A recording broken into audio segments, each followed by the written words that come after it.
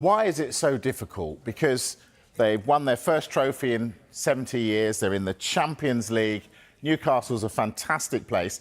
Why can't they get people in? They've got Elanga, haven't they? And that's it. Yeah, and Aaron Ramsdale, subject to official confirmation from the football club. Now, ultimately, only the players that they've been linked to and missed out on can answer that question. Brian and Bubo, João Pedro, Hugo Ekitike, Dean Howson.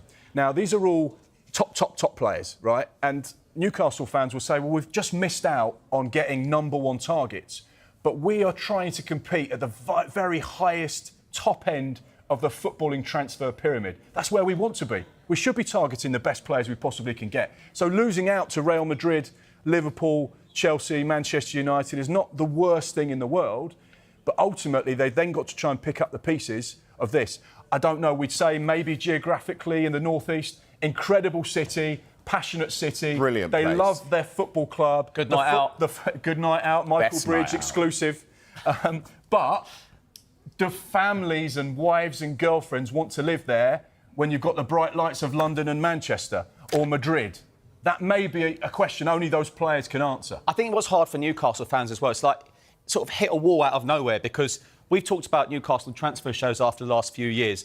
Kieran Trippier sort of starting it all off, huge success. Sven Botman, yes, injuries, huge success. Bruno Guimaraes, probably the best midfielders in the league, huge success. Sandro Tonali, obviously had this betting ban, but great player, huge success. Anthony Gordon, huge success. Yeah. Most of their recruitment has been a huge success. Isak, took a risk on Isak. A lot of clubs looked at Isak, they took the risk. So it's a bit of a shell shock, I feel, for Newcastle fans this summer.